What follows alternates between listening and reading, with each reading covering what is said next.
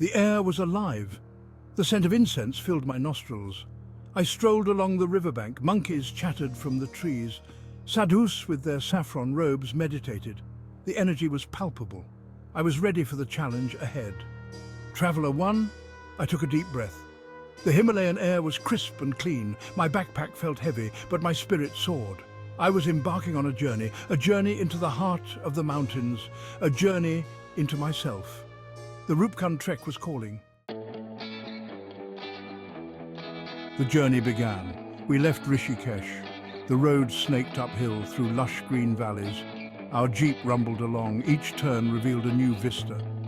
Traveler 1, we stopped for tea, a roadside stall, steaming hot chai. The aroma filled the air. We savored the flavors, a moment of rest.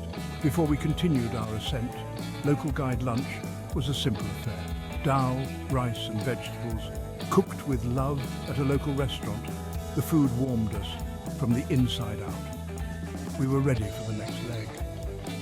As evening approached, we reached Mandoli, a small village nestled in the mountains. We had a choice, a cozy homestay or camping under the stars. We chose the latter. The night sky promised to be spectacular. A new day dawned. We set off for one, a 13-kilometer trek. The trail wound its way through dense forests. The air was fresh. We could hear birdsong. Local guide, the path was challenging, but the views were worth it. We crossed gushing streams and climbed over rocky terrain. Every step brought us closer to our destination, Traveler 2. As we approached one, the forest opened up. We were greeted by a sight of breathtaking beauty. The village was nestled in a valley surrounded by towering mountains.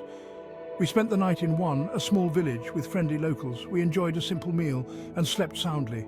Our bodies tired, but our spirits soared. The trek to Bedni Bugyal was unforgettable. We hiked through meadows, a sea of green. The air was filled with the scent of wildflowers. The sky was a vibrant blue. Traveler 1, as we climbed higher, the views became more spectacular. We could see for miles. The snow-capped peaks of the Himalayas stood majestically in the distance. We were in awe of their beauty. Traveler 2, we reached Bedni Bugyal, a high-altitude meadow. It was like stepping into another world, a world of peace and tranquility. We set up camp and watched the sunset over the mountains. That night we sat around a bonfire. The stars twinkled above us. We shared stories and laughter. It was a magical evening. The journey continued to Bagubasa. It was a steep climb, but the rewards were great. The trail offered panoramic views of the Himalayas. We crossed streams and navigated rocky paths. Our breath formed clouds in the thin air, but we were determined to reach our destination. Bagubasa welcomed us with open arms. It was a small shepherd's camp that offered basic accommodation, but the views were priceless. We were surrounded by mountains in every direction. We spent the afternoon exploring the area. The air was crisp and the silence was deafening. We were far from civilization, surrounded by the raw beauty of the Himalayas. Today was the day. We would reach Roopkund, the mysterious lake shrouded in legend. We set off early and the air was electric with anticipation. The trail to Roopkund was challenging.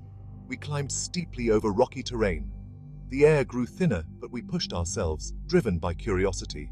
We reached Jurangali Pass, a high point on the trek.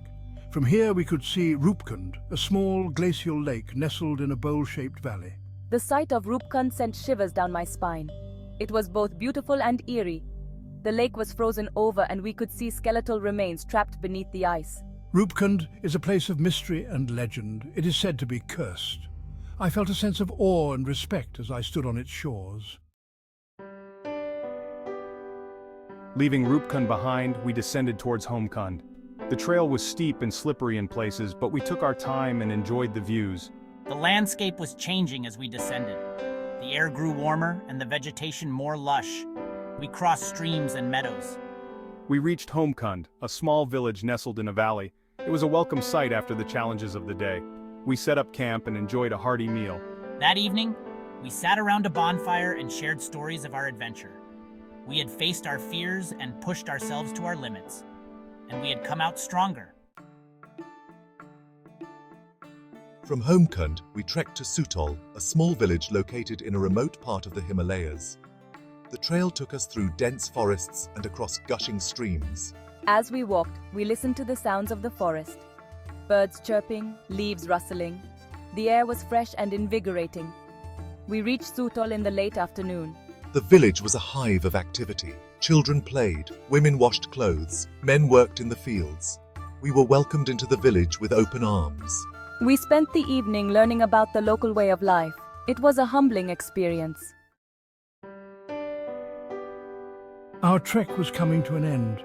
We left Sutol and made our way to Nand Prayag, a small town located at the confluence of the Alaknanda and Nandakini rivers. We stood at the confluence and watched the two rivers meet.